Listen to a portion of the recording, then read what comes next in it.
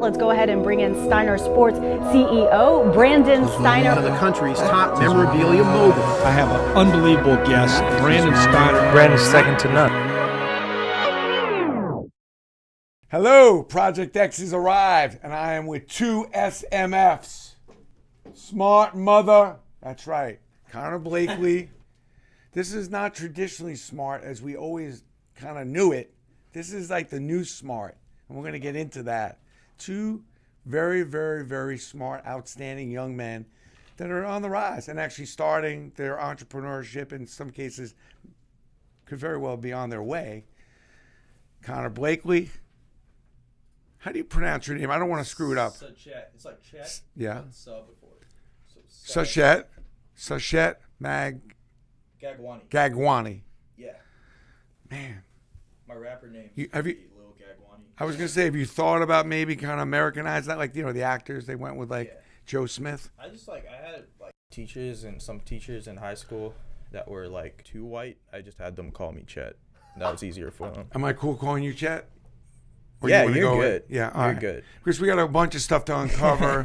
We're gonna take your calls, so bear with us. Facebook in your numbers so we know who to call. We've got a couple entrepreneurial stories that we're going to get to and uncover, but first we get to these stories. And by the way, got my little book of ideas just in case stuff comes up, and we're going to fill this book up.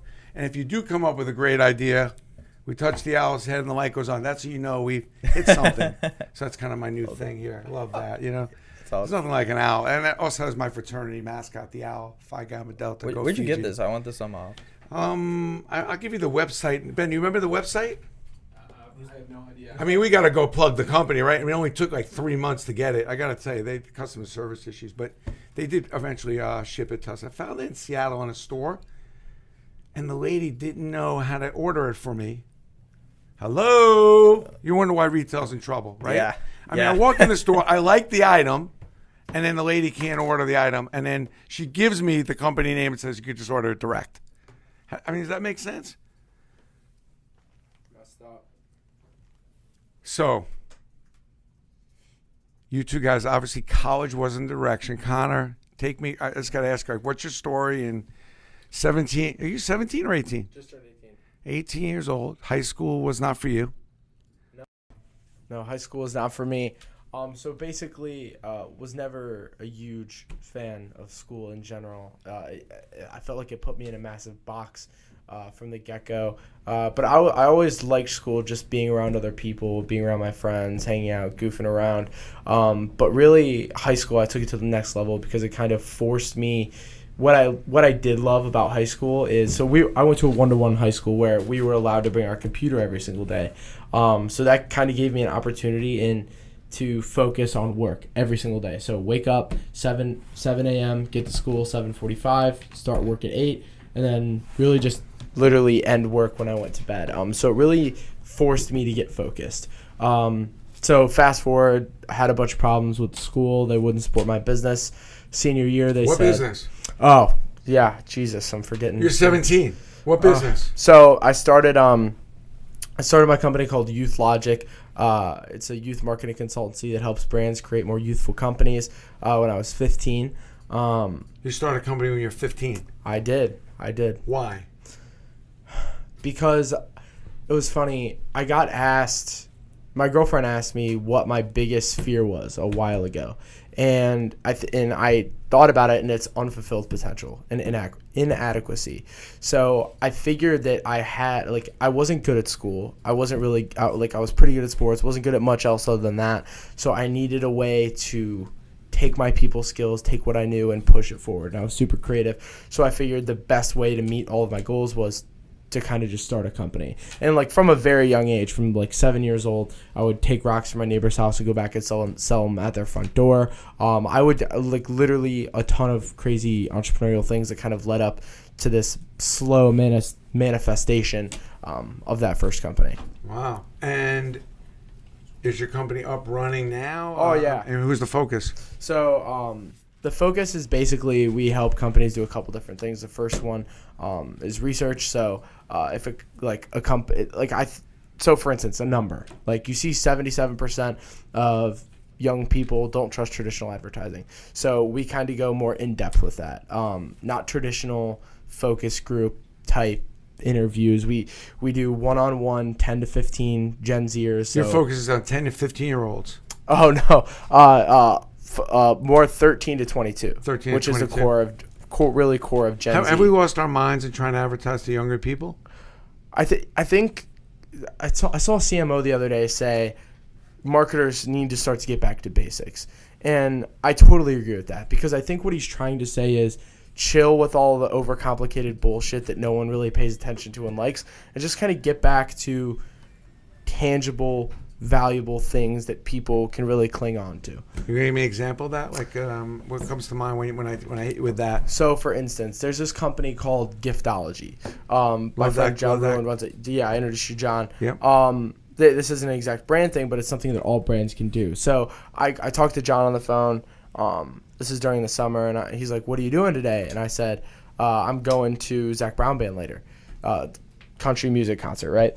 And he goes, "Oh, okay. So you going with your friends? How many friends you going with? Six to eight. Okay, cool." Gives me a call about 30 minutes on the way. Goes, "Hey man, just wanted to let you know, I really appreciate your time, and I've got eight tickets for you and your buddies waiting for you. 8 tickets for you and your buddies waiting for you. VIP. You get to go on the back and stuff like that." I'm Wow, like, that's cool. That's a hot shit. concert. Yeah, it's a hot concert. I had a great time, and like, so basically my whole entire point is right now, if you're a brand or a company, you're like, and if I tweet Pepsi, I'm expecting them to tweet me back, because we're living in such a digitally synonymous world. But what you never get is the in-person things that you kind of feel that you can cling on to. That's the stuff that is really important. So if more brands can recreate experiences like that, and I know it's very hard to, but I really think that a lot of brands should get back to the basics and kind of reinvest in traditional marketing in that sense. Take care of people. Take care of people. Connect with people. Yeah, it's like we're talking about generations. All generations want the same thing, right? Wealth, prosperity, happiness, all that shit. So the only thing that's different now is the way at which we make them feel that way. So I feel like we've overcomplicated how that process works now. So if we can kind of re-simplify it, then makes it a lot more net, effective. you've mastered the art of 22 to 20, 12 to 21. Yes. You've mastered that art. Yes. That's pretty important. Sachet, you agree with that? Are you on the same page? Now, I see you've also had a wonderful educational career. College was not for you? Yeah, I dropped out freshman year. This is not a program for all of you in college to drop out. That's not the point. I'm pro-college. But there seems to be a couple directions here, and I think it's worth talking about, especially entrepreneurism. It just seems like it's so vibrant now with people, kids and young adults, right? I mean, obviously, it's not, if everyone were to drop out of college and start a business, it would be a lot harder. It's already hard enough. It would be a lot harder to do. But at the same time, I agree 100% with everything Connor said. It's just like for people with it's all about mindset. Like people like you and me, the way we think, we don't have people telling us that you need to do this, this, and this, to be successful, right? Like we figure that out and then we do it, and it's a 50-50 split, and that's why we're able to get it and execute on it. So because I've I know I used to hang out with mostly two types of people, to two extremes. One would be too cynical, like some of those people I still like your have. Parents. My parents. Would you put them under that bracket? Like parents are too cynical? Yeah, until they see results. Damn parents. Not me, but I get that. But yeah. I still have not even friends, but acquaintances from high school and stuff, that I still have as friends on Facebook, and there's they see these pictures and videos of me traveling and meeting with certain people like yourself and many others, like Tobias Harris over in when we were at Next Gen Summit, and then there were a couple other people at different conferences, and they're like, this is all staged, this is all Photoshop. Dude, it's because they're not doing shit. They're not doing anything. They don't do anything. So anything above what the baseline for normalcy is makes them feel insecure about their life. Right, exactly. And when you saw me at Gen Z Summit, did you think I was too cynical in my approach, or? No. I loved everything you said. And then I was gonna say, on the other end, the second type of people, they're too optimistic, and you'll see them, posting all this motivational bull crap, and they're not doing anything, right? So those are the two types of people that don't get anywhere usually. Like, I'm sorry to be so blunt, but they don't get anywhere, and they need a balance of the other side, I think, because there's so much possible. Like, this is freaking America. If you want, like, if I told my parents, like, if I wanted to go to school and get a job, why the hell do we not just stay in Mumbai, right? Like, that's like, and this is like a capitalistic society, and now India is like that too. Like, I love that. So no, like, seriously, like, yeah, and like yeah, that's crazy, because like I kind of take that for granted, right? Like, was born here, like, like, that's nuts. And speaking of this whole college discussion, it's like, why do you go to college, right?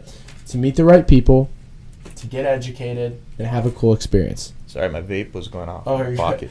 Those are the three things, right? And you can do all three of those things without going to college. Yeah. And honestly, more effectively. You can, and here's, so this education thing, what they're teaching in college classrooms at most universities isn't necessarily what's practical in today. And with any jobs, how do you learn to do the job? You show up, and then you do it, and then that's how you learn it. Meeting people, it's never been easy. When I was 14 years old, and I had no backing, I got Cameron Harold and Gary Vaynerchuk to both meet with me, and I had nothing. Like, imagine like what else is possible in that realm. Exactly. So yeah, for sure. There are a few things you could learn in college, though. I mean, I'm just, writing better. Oh, yeah. I think it's some stuff that you could learn, obviously, in English. I think there's some important stuff in business, accounting, finance. You can't really teach yourself. And we haven't gotten into, some of the, even though I don't like science, I struggle, but you probably need to know how stuff works. And you want a doctor and a lawyer that. And sort of if you want to, yeah. But so school wasn't for you guys. Now you've built an app. Talks about what's up with. I mean, how'd you do that? How'd you think of that? And so I was like scrolling through my Facebook feed one day, and I'd see like, and this was even before like the last presidential election. Even before that, people have been arguing about politics online. Like, that's like 90% of the internet now. It's my favorite thing to do. And yeah, and that's fine, right? Like, people are expressing their opinions, but it would be like internal. It would be like family members, friends, family members, and they wouldn't talk to each other for days because of like a debate on an article they posted. And at the same time, like, playing devil's advocate, isn't that what the internet's for, right? Like, expressing yourself and saying what you want to say. So we figured out, like, my partners and myself, we figured out that we could only solve that problem through anonymity. So we built a social media platform. It's called Covertly. This is the brand. It's how it's spelled. Covertly. Yeah. How much money did it take? How much money did you raise? How to get started? Yeah, money-wise, did you just build it, or did you need money, capital? We just built it, scaled it up to 100K users. We raised our first round in July, $150,000. So you raised $150,000 on a street corner, or do you go to a bank? No. What? So it's one of my mentors. A lot of money to raise. Good for you. Thanks. Good job. That's not easy to do that, right?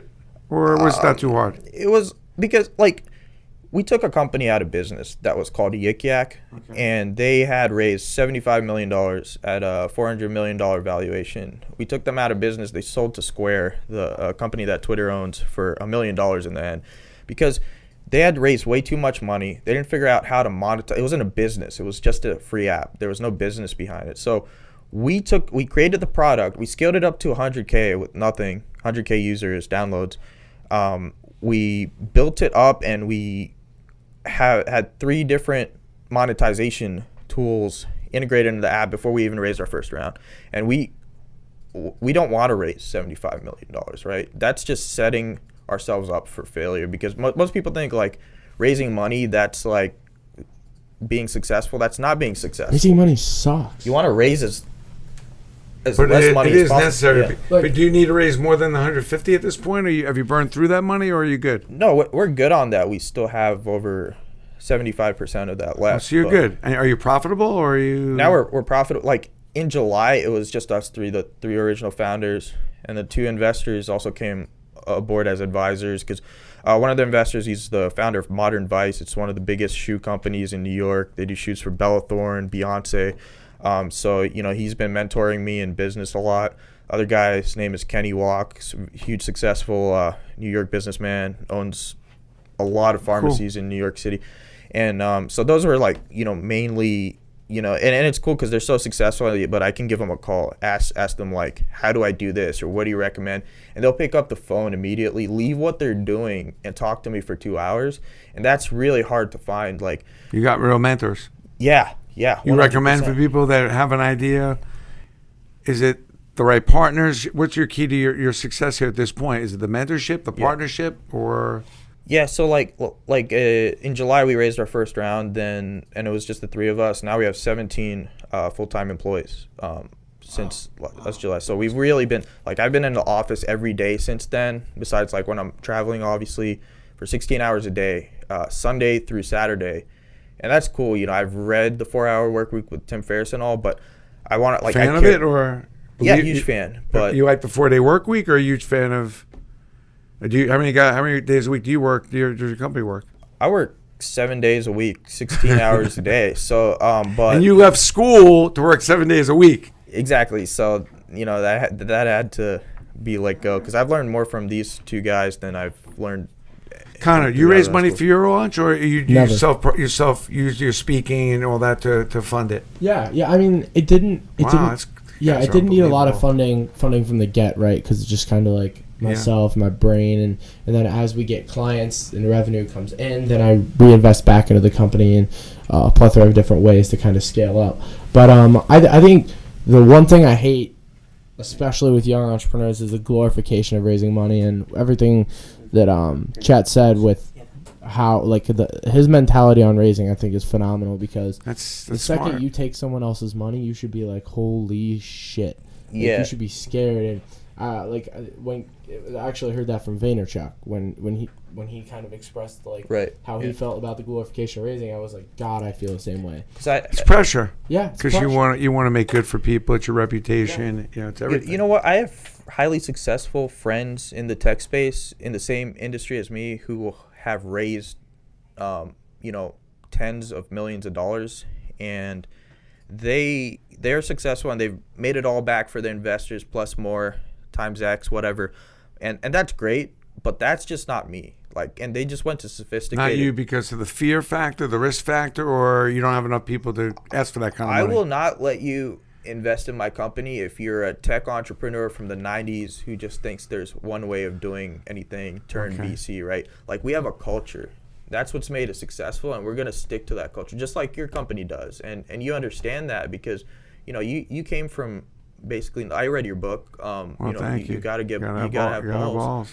And balls, it's been the similar process with me. It's just been most people think oh, you have to have that network initially, or you have to have that money or that trust fund initially. But no, 86% plus of millionaires in America are self-made, right? Love that. So that's Love not that. true. And I think all those 86% probably had balls. I mean, you got to have that risk factor in it. It's amazing how people don't call out to me and they say, Steiner, I got balls. Right. That's now my call, it's Steiner, I got balls. By the way, if you got a question or you got an idea, we're going to take some calls in a few minutes. Just Facebook and message your phone number, and we'll put you right on the line. You can go over your idea and see if you've got something that's worth investing in or talking about. So, Ben, let us know when you got some calls coming in. We're ready to roll on that when you're ready to do that. I mean, you were going to say, you were saying, I don't know why more people don't yell at me, Brandon. I've got balls. I honestly think that people shouldn't yell that at you. They should just show you. You know what I mean? If I was walking down the street and let's say we're at a dinner and you're at the table across. Just whip them out. What was that? I said just whip them out. Oh yeah, that's one way to do it. But the way I was thinking that if we're at a restaurant and you're at the table next to me, and the person I'm at dinner with says, "Oh, that's Brandon Steiner with Howard Stern having dinner at the table next to us," and they told me about your book, you gotta have balls and stuff. I'd literally pay for your dinner and then find your car and then be the valet person driving. Do some crazy shit. That, it's risky, right? You could totally be like, the hell is this kid doing, But get your attention. More time than not, it pays off. And I was telling this story a couple nights ago. I think the guy's name, Jerry Weisberg. I'm pretty sure that's his name. He was walking into a meeting with Walt Disney. This is 1980, right? And Walt Disney, he's been outside of his office for 2-3 hours, and he's sitting there like, why is this guy making me wait so long? What the hell is going on? And then he slowly starts fuming. He's getting really, really mad. So, and the assistant keeps saying, couple more minutes. This is going on for 4 hours. He says, fuck it, I'm going to go in. Walks past the assistant, opens the door, and Walt Disney sits at his desk, and he's still writing. He's still looking down to write. Doesn't even look up when the door opens. And the guy, Jerry, starts screaming, what the hell? You've made me out there for 4 hours. I don't care who you are. This is the rudest thing that anyone's ever done to me. How do you treat people like this? Walt Disney still doesn't look up. Jerry walks up to his desk, starts saying this similar stuff. Walt Disney looks up, smiles, and shakes his hand and says, I've been waiting for you to do that. It's like, it's amazing. I honestly truly believe that people with an elevated mindset and people who, like, in a way, like, have made it, or like all of them understand the complexity. That's butcher that word. It's a balance though. It's not like all complexity. all out. Yeah, complexity, exactly. Really, the English major here. I know, right? Not quite. It's but overcomplicated. Yeah, I just they think have made it more people did overcomplicated. stuff like that. I think people overcomplicate everything, it seems like, in today's world. And really it's just about figuring out what you want, figure out what's important, not only you, but the people you're trying to meet. Yeah. And just just focus on that. Focus on what's important. I mean, when people are trying to approach me, it's amazing how few of them talk about what's important to me. It's a rarity when somebody comes in and hits me with that, and then they want to know why I'm not that interested. Right. And it's not that hard. I mean, I always figured I'm going to start a relationship with something that's important to the person I'm trying to start a relationship with. I'm the last person I'm thinking about is my focus of what's important to me. The focus is all about the person I'm trying to meet and how I can help them. Yeah. And it's hard to like throw that person out of the room. No, I mean, I think it's, if somebody is actually going to help me with my problems, I'm going to keep them around. It's like from that book, Win Friends and Influence People. That One of the great, Dale Carnegie book. It's a must read in this company. How to Win Friends, Influence People. It's a no-brainer book. If you haven't read that, by the way, you should pick it up. It's an easy soft cover copy for $10. And then some people think that and they try to fake it. Yeah. But like you got to be like if you aren't Authentic. genuinely interested in what someone's doing, then don't go spend your time with them, or you're wasting your own time, you're wasting their time, because in the long run that's not going to play out. That's not going to be the right mentor for you.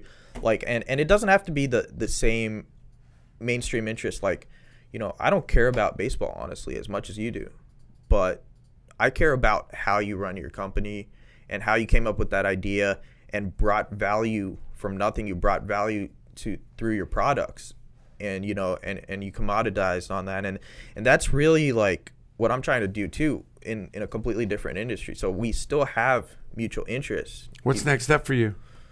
Now so we Harder or easier? It's harder in some ways and easier in some ways, because you like raising your first round. That's always the hardest for everybody. That's the hardest thing any tech entrepreneur and any other entrepreneur that needs to raise money in a specific industry needs. But so it's going to be easier because now we know the people, we can set up the meetings with them, we can get appointments with them, but it's harder in a way because we're trying to raise $2 million now instead of $150,000. You got another raise. Because we got a new encryption app, new photo encryption app, private, and all these brands are owned by our company, Patron Technologies. So you're looking for investors. So we're looking for investors, and I'm glad because actually Jesse, he told me, this would be a good way to get out, come on the show. I thought that was smart. And I know that you yourself take interest in a lot of startups too. And, it's like, but the main thing for us before raising money is like fixing the problem we created this company to fix. And that's like the NSA spying on you, the government spying on you. They're listening in on this interview right now. I'm probably on a watch list right now.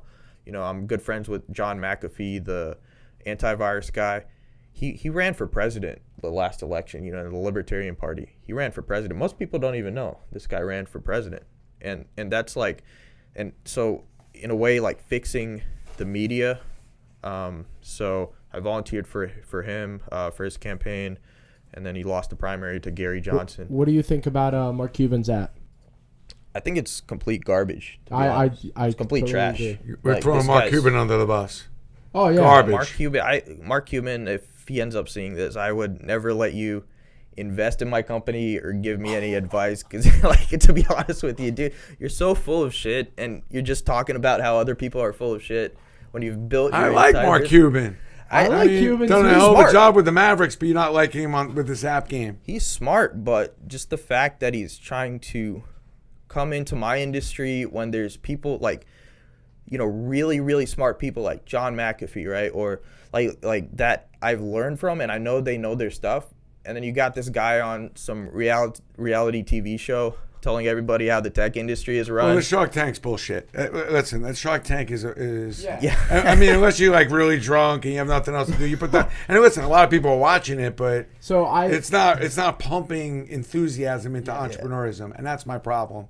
You know, there needs to be a lot more respect for these courageous people Right. that come up with an idea and are trying to make it work. Yeah.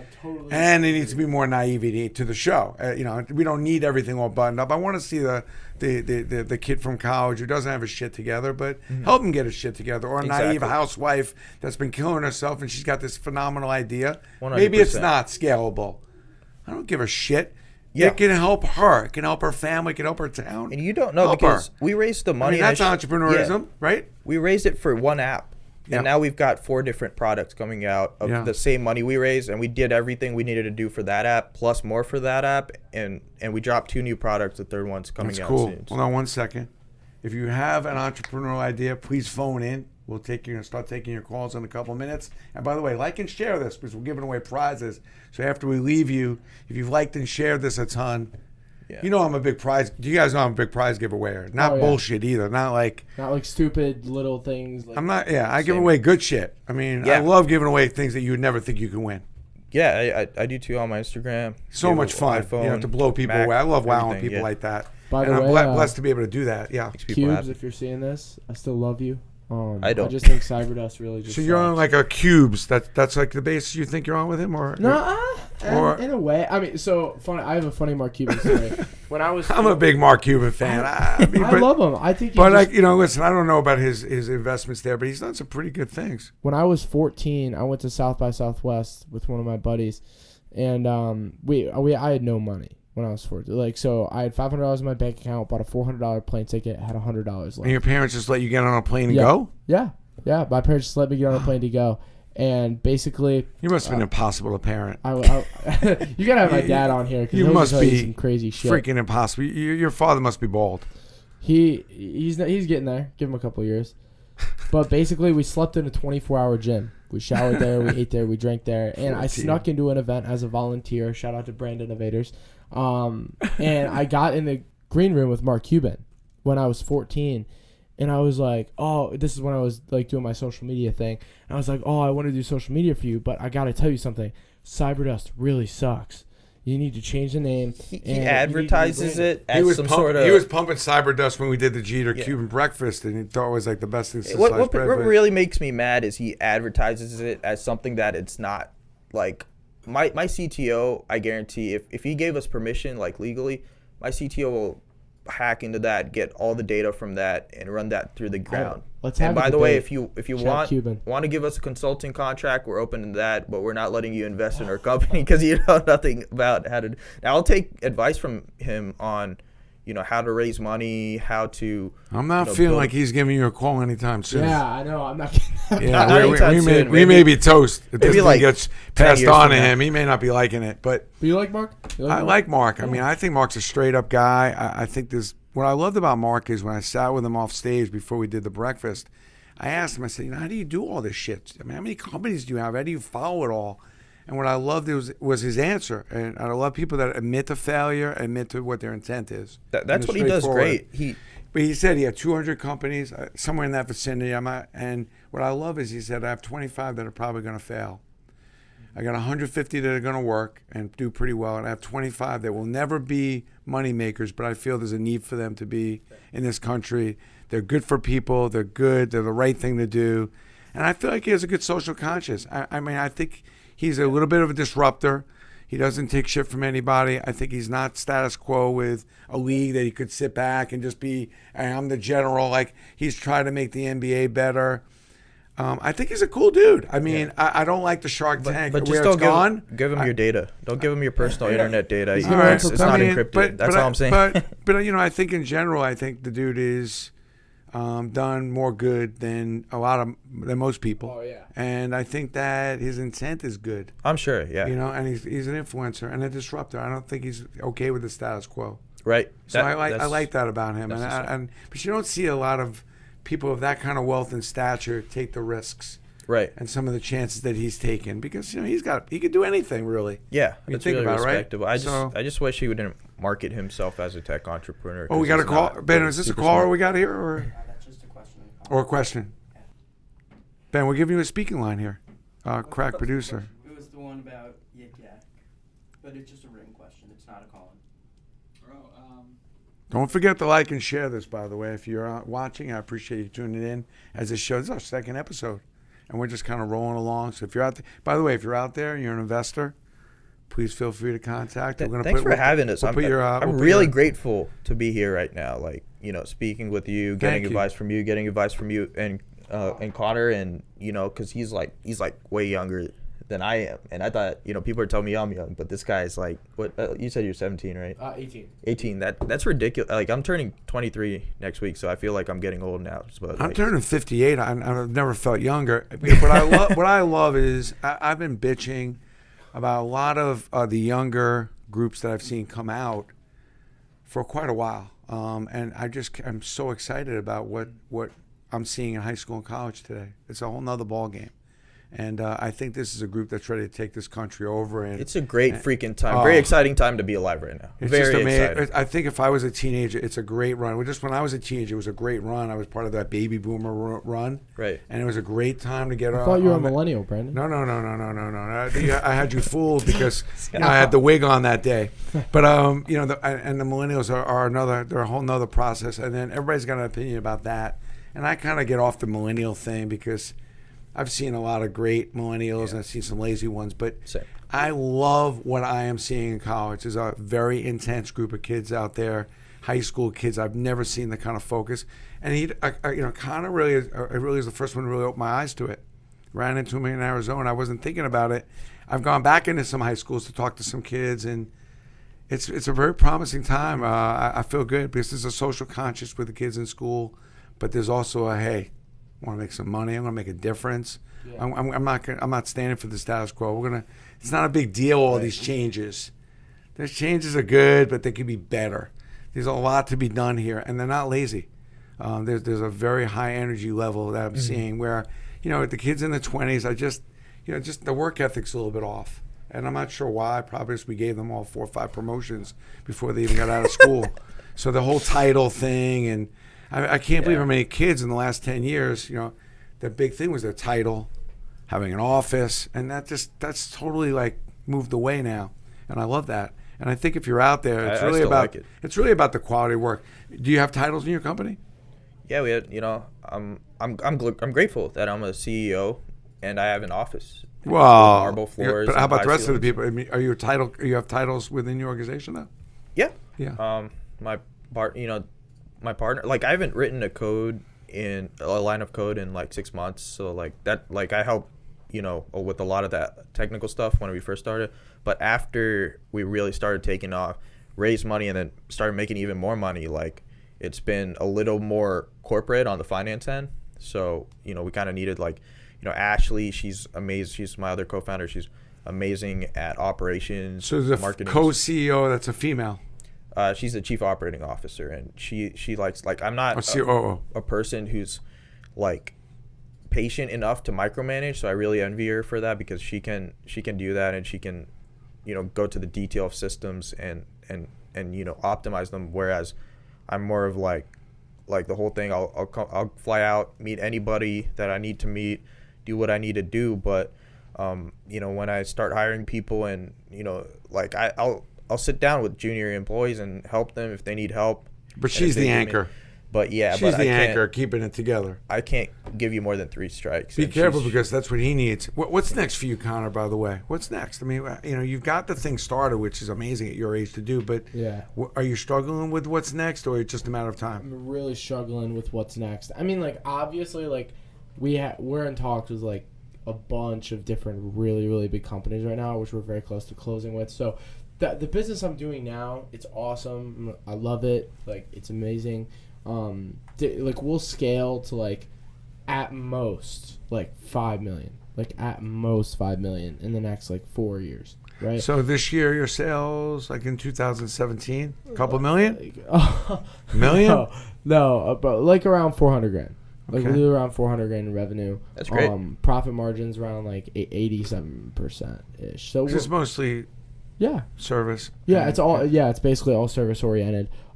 Next year I think we'll do 1.2. Like, I'm very confident about 1.2 next year. But my worry is like, what else can I, because someone like, I want to create like a company, like a massive business. Like I was talking about this morning with one of my friends, how cool it would be to have a 10-year run in a business and then sell that business off.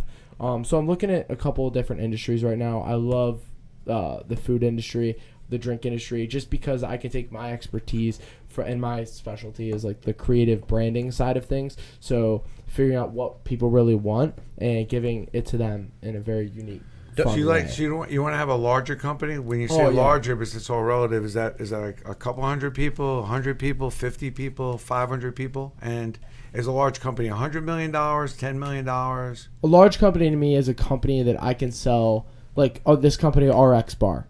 They raised, like it started small, so they raised, I think it was 10,000 and had 8 full-time employees, and they sold for $600 million to Kellogg. Yeah.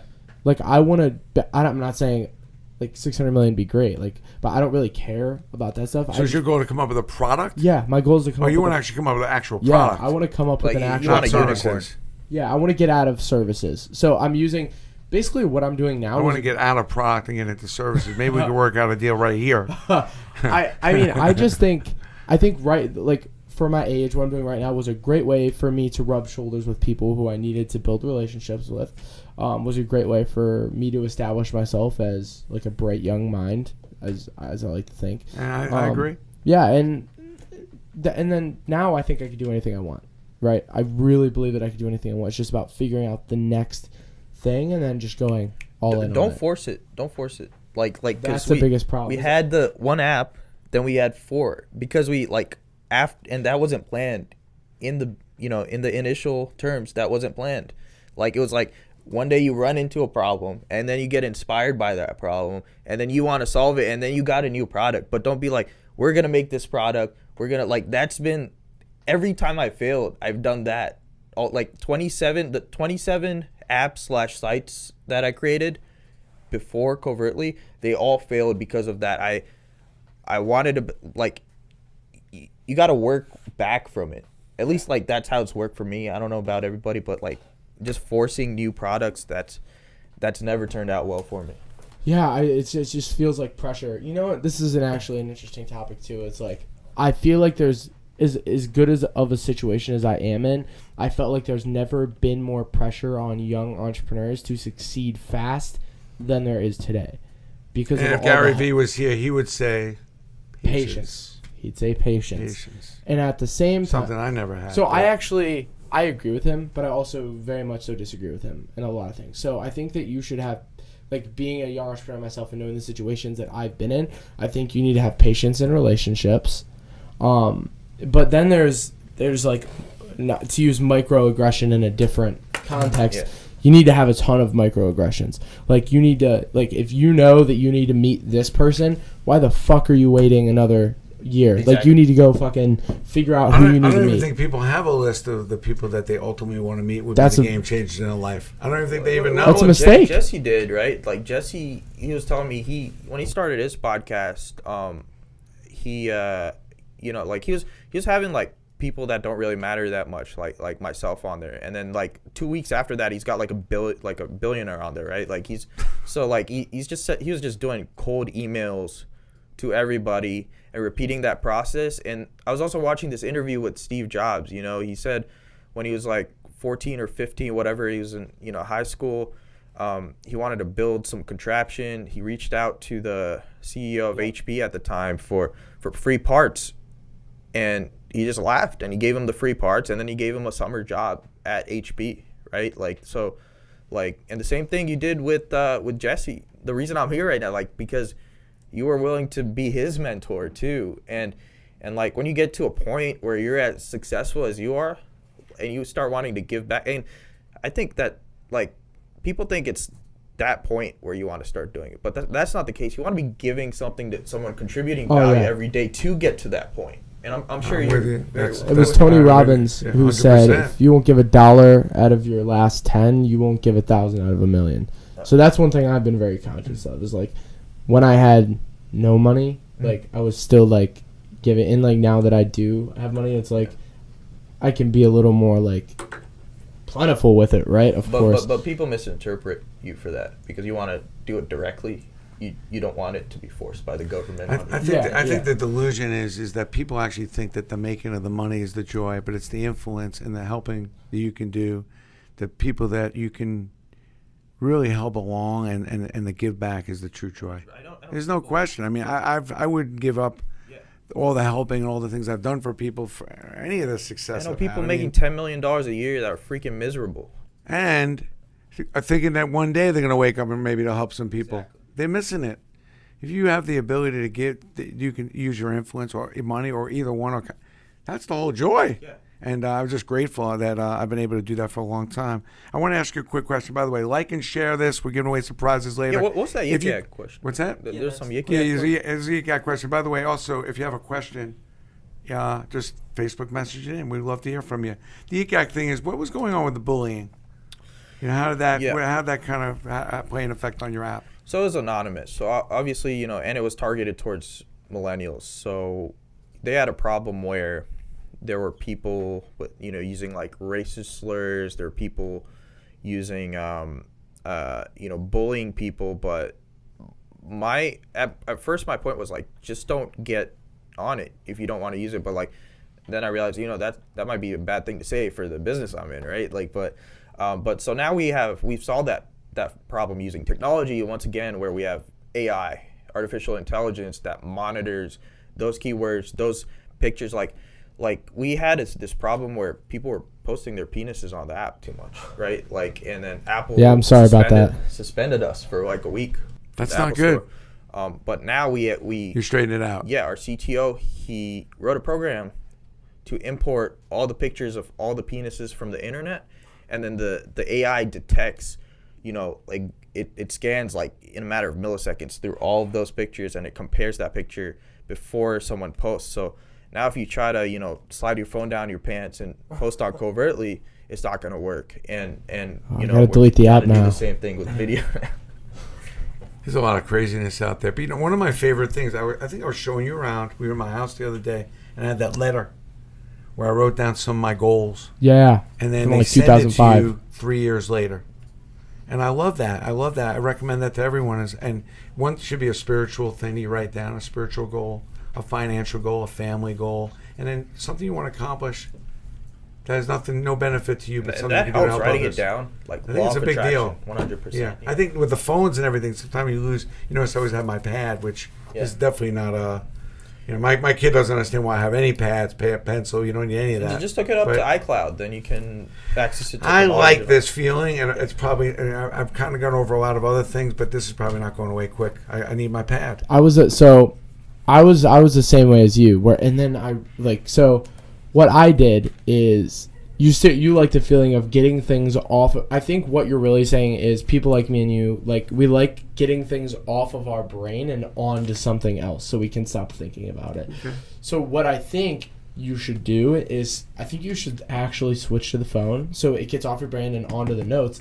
But at the end of each night, I think that you should journal and just write down. Like, I've been doing that? I transfer this over on my phone. Okay, perfect. I'm not relying on the pad, but I think during the course of the day I like working off the pad. Yeah. But I'm transferring everything to my notes and my today. Boom, you're sat down. This is just too good a thing to have. I mean, I can't read my own handwriting. Yeah, it's a beautiful thing.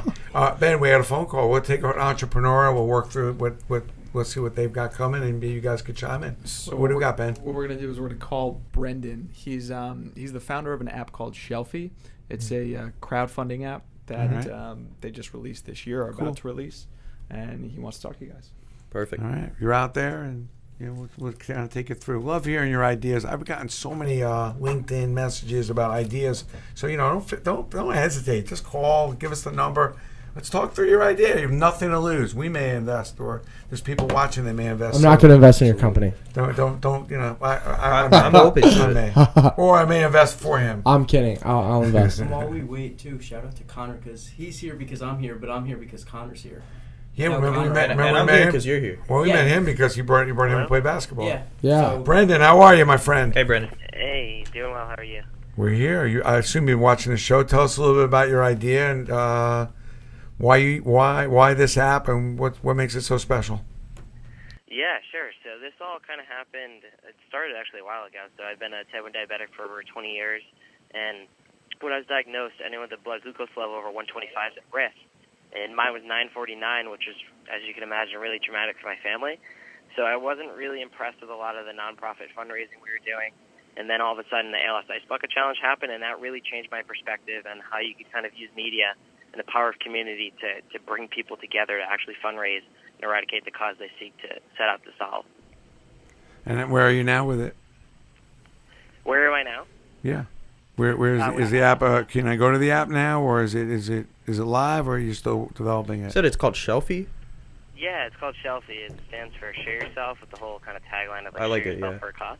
Yeah, no. So yeah, we're still under development. Originally from Rhode Island, I'm home now visiting family, and then we moved to San Francisco to obviously accelerate the development. So Android's about 70% to where we actually get users on the platform, and then iOS we're starting to catch up on now. Sorry, we're having a little audio problem there. Hang with me, Brandon. Yeah, no I worries. missed the answer to that last. Just give me that answer one more time. Yeah, sure. So as of right now, we're about 70% on the Android to getting to beta, and then iOS we're still catching up on. So you're gonna launch on both at the same time? That would be the ideal situation, but right now both platforms are about 50% user base. But Yeah. of course, you wanna launch both at the same Wait, time. you haven't launched yet, but you just said both platforms are 50% user base. Maybe I'm interpreting that wrong. Could you explain? Yeah, so I'm saying in terms of people who have iPhones, people who have Android, it's about a 50% split. How old are you, Brendan? I'm just turned 22. Cool. Are you in school? I graduated from Babson College in May, so now I am free. I think, man, like you should launch the product as soon as possible. Like we launched on iOS, and then we didn't launch on Android till a week ago, right? Like so, and yeah, you're gonna miss out on a lot of potential like along that way. But once you hit that, those people are still gonna be open to downloading it. But you know, if you execute and get the raw data for, like, don't be afraid to fail. You know, you can always tweak it, and one little tweak will pop it off. And then you have to keep, when you start having success with that, like, you have to keep that same mindset. Or, you know, if you get too cocky, if you get too egotistic, like, it should be like 50% Machiavellian, 50% non-Machiavellian, and that's really what helps out. Like, but just go off of the numbers. Numbers don't lie.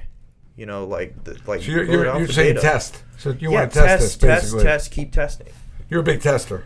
100%. Yeah. It's all You're absolutely correct. How are you doing on the money? I mean, do you have enough money to complete this, get this project up and running? Yeah, so that's the one thing we're going through now. So we just did a friends and family, about 20,000, as you can imagine, just came out of college. So we just started finally opening up to the idea of angel funding. So we've been approached to get about 100,000 so far, but we want to close out a full round at 250. And then definitely exactly like you were just saying. So we want to get one version out there and just continually iterate. And the other thing is, if I'm proud of the product I put out first, then I probably launched far too late. So I'm definitely ready to go once we get to a point where we can actually start onboarding. Cool, man. What's your valuation? Yeah, so the valuation, we did it based on discounted cash flow, and basically it's about $1.5 million, and then that's also on a 2-year cash need, because in 2 years that's when we'll have to probably raise a Series A. So rather than do it on comparables, which actually was a little bit higher, we did it more on cash need over 2 years. So in a perfect world, if you woke up tomorrow morning, you found the genie bottle, one of those little genie lanterns, and you're able to rub it, and you got a couple wishes. What do you need to take this thing what's in the way of you where you are now versus being successful? Yeah, so I think the way that we need to do is we need to keep adding to the team right now, especially on the development side. And the other thing that we really need that we're working on right now is actually with an LA production company to work directly with us to launch different challenges for different nonprofits. So it's really mostly around the team and to build a team. We can convince people of equity, but we also need to have a little bit of money. So that's why we're finally open to pursuing angel funding. Like this idea? Yeah, 100%. I just think that you shouldn't focus on valuations, things like that, as much as you are. I mean, it's good to know as much as you can on everything, but don't focus. Make the product your focus, and then everything else will come to you. Yeah, and make sure absolutely. the product's great. Yeah, sorry. The three things right now that I prioritize is first, customers. The second is building the product, and then the third is everything else is irrelevant. So definitely flexible on everything else. Elaborate on the focus on customers just a little bit, just because I think it's something that a lot of companies these days get and a lot don't get. What makes your focus on customers? Give me a little detail on that. Yeah, so I think the one thing, especially in building a social brand, is you need to have empathy for the user. So I think now technology shifted more towards you really need to understand the user and give them a solid experience, because most companies can recreate exactly what you did, and they'll remember kind of what you said, but they'll specifically remember how you made them feel. So in building the user experience, we need to work with the customers to really make sure that we give them a pleasant experience, minimum hiccups, and really give them something that makes them want to come back to the product again, and they feel like they're part of a community and a brand that they can really get behind. Brendan, where are you from? Yeah, I'm originally from Rhode Island. And where are you now? I'm in Rhode Island. I was just in Europe for business for 2 weeks, and then visiting family, and then back to San Francisco. Really, for business, or you're in Europe hanging out and drinking beer and are you really there for? You could do both. Exactly. Yeah, no, I'm incredibly sleep deprived from coming back. Brendan, I'm hitting you with the owl. You're my first owl. I gotta be honest with you. Like you, buttoned up. I could see future success. I'm hitting the owl head, man. That's a good idea. Glowing. Good thinking. It's glowing. The light bulb is Yeah, glowing. good thinking. Resume, bro. Listen, good luck. We're going to post your information if you check on Facebook if you're interested more about this app. It sounds like a really good idea if you're interested in investing or you're interested in knowing more about it or just checking it out. You'll find the information on our Facebook page. Good luck, man. I honestly think there's something really there. Thank you. I really appreciate it, guys. Hey, thanks for calling in. Appreciate you. Have a good day and good luck. We'd love to hear from you. Let us know how that success works, and if we can help you in any other way, let us know as well. Absolutely. Thank you. Have a good one, guys. Have a good one, man. He seemed pretty buttoned up for 23. Oh, yeah. Right? He seemed like he 100%. knew what was important. I love when, somebody just kind of there's some clarity what you're doing. Yeah. And he's being honest up front. Like he knows where he's not doing well, and he knows where you're doing well. Because some people are just like, they either don't believe in themselves at all, or they act like they know everything, and neither of those is true for anybody. I think a mistake that a lot of entrepreneurs. I think it's extremely powerful when you admit when you don't know something. Exactly. Yeah. And it's okay. You can go. You don't know. You can go find out. Or I made a mistake. I don't know why people can't own up. Or you could try it and screw up, but hopefully because that's been a problem with me. Honestly, I've tried too many things when people have told me, but because I did that, like, that's why the things that worked too. So it's like it could go either way, And you got your accountability police back at home, the COO. Oh, probably keeps you in line. She tries. Yeah. Well, just the accountability end of it. You need the other person. No, you do. That can tell you the truth. Everybody. When no one has the balls to do it. You need the person who's going to look you in the face and go, "You're wrong," or you need to take a step back and give you a different perspective. Because they're not fearing for their friendship or their job or their life. And everybody's got to have one of those. I call them the accountability police. And whether they have a uniform in your office or not, you got to have them. Oh, yeah. Anybody who's really done a lot of great things has that person. Yeah. They're kind of low-key. You don't really see them. They're kind of invisible. But when decisions are getting made, they've got the key person's ear, and, they're right there. So that's a good thing. Beautiful day in New York City, raining, nasty, disgusting. It's always like that when I'm up here. I don't know if I'm cursed. It must be you. Brett, I'm just kidding. I love you. Brandon, I got a quick question for you. So, what do you do? Have you ever felt like that you're just trying to please everyone? Of course. What do you do to get out of that? You stop. I mean, you know, I thought that, I don't know if it was Bette Miller who said this, but, you know, when you try to please everyone, one thing you can guarantee is, well, it's two things. One, nobody's going to get pleased. And two, you're going to be miserable. And I think it's true. I mean, I think that you've got to learn. I used to look in the mirror, I was brushing my teeth going, no. My wife's like, you don't understand that word, no? You need to go practice. I'd look in the mirror, I'd no. And it's like you got to just get into, you know, learn to say no. And I've learned a couple of nicer ways to say no. You know, one of the things I've learned is, you know, no, I'm sorry, I can't help you with that. Instead of just no. I'm like, listen, it sounds like a really good idea. Timing's wrong. Sorry, I can't help you with that right now. So there's a lot of ways to say no, I think, with empathy and discretion and sympathy or sensitivity. You can say no sensitively. I hate when people give me that abrupt no, like almost looks like they don't care.